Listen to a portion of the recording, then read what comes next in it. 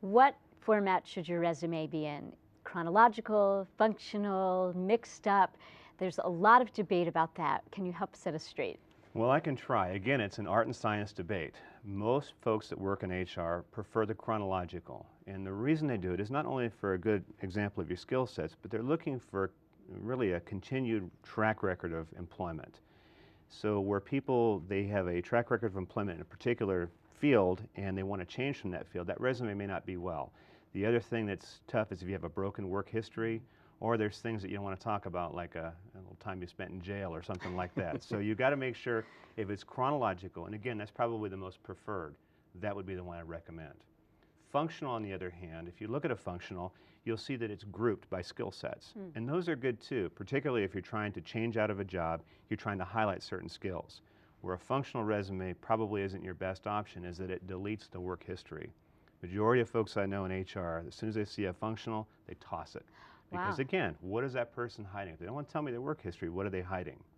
What I would recommend if that's the case is something called a combination format, where you have the skill groups, but then you have your work history. And if you have an unbroken work history, and it doesn't really matter if it's in a certain industry, it's okay, because I see you've been gainfully employed, but you're highlighting the skills that you want me to see, and there's nothing wrong with that. And the length of an effective resume? Well, again, that's probably art and science, but I would say no longer than 2 pages. Okay. With the exception of federal resumes, which it might take you 2 pages just to write your name. Those are some big documents. Or a curriculum vitae if you're in academia or in medicine. Now, those tend to be much longer. But for somebody, I would say with at least 10, 15 years experience, most certainly 2 pages. And if it's less, 1 well-written page. Okay. Now, you get the resume looked at, they pick you out for an interview, you go on the interview.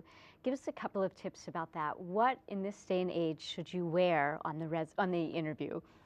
Well, you definitely want to dress nice for the interview. And I would say dress within the standards. For example, if you were going to interview for a sales position, maybe at a Home Depot or a Lowe's, majority of people on the floor will wear very casual clothes. They're doing, type of manual labor type jobs. So I would not walk in there as a male in a suit like this.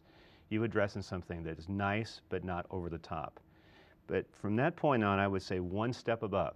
So if I'm going to interview at a place where it's business casual, most certainly a suit. If I'm going to interview at a bank where everybody's wearing suits, I'd wear a suit, no tuxedo, all right? You don't want a suit. The suit is the top of the line. And definitely go somewhere, have a suit, men or women, tailored, make sure it looks nice, make sure somebody who understands how to look at color gives you something that's really something that fits you very well. Okay. So you go in, you look good. First thing they're likely going to ask you, we were both talking about this. Confidence. Oh. Is there a fine line between confidence and overconfidence? There is, and I would tell you that you need to be confident, but not arrogant. Now, let me give you an example. Confident is when you do your job or you look good and somebody said, gee, you do a good job, and you say, thank you. Arrogance is when you run into somebody and you say, gee, I do a great job. Big difference there. So what I would tell you, to look confident, all I'm going to tell you to do is be optimistic. Just go in and be fun to be around, careful if you have a sense of humor, but just be nice and friendly and show somebody that you're eager. And here's the reason why it's so important. The job search business is one that is full of disappointment because you go to interviews, you don't get in there. And after a while, and I've seen this with many of my clients, they start to get depressed. Pretty soon that carries over into the interview. That interviewer is going to look at you and they're going to say, hey, she seems awfully depressed and down. I got enough people like that here. I want somebody who's optimistic, somebody to get in here and take charge and do a great job. So convey that by shoulders back, nice tone of voice, smile, and just talk about your accomplishments. Don't brag about them. And that's the type of optimism and confidence I think it would serve you very well. And likely the first thing they're going to ask you is, tell me about yourself. What are they really looking for there? I don't think they want to know everything, even though I might want to tell it. Well, that's another great question. And most people are taken aback by that. But I would tell you that's probably the one question you're guaranteed to be asked very early on.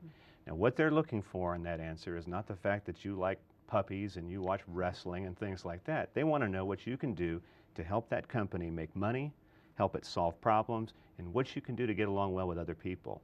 And so your answer needs to cover the 3. So you would introduce yourself. I'm an experienced whatever with expertise in these particular areas. Some of my coworkers have described me as this. I have these particular skills and talents, and I'm really excited about an opportunity to work with you at this particular company. I'd say keep it to 30 seconds. Any more than that, and you're just bragging. You're hired. That sounded good. In your book, Marketing Yourself for You, Yes. you say that you can find the best place on the planet to find a job.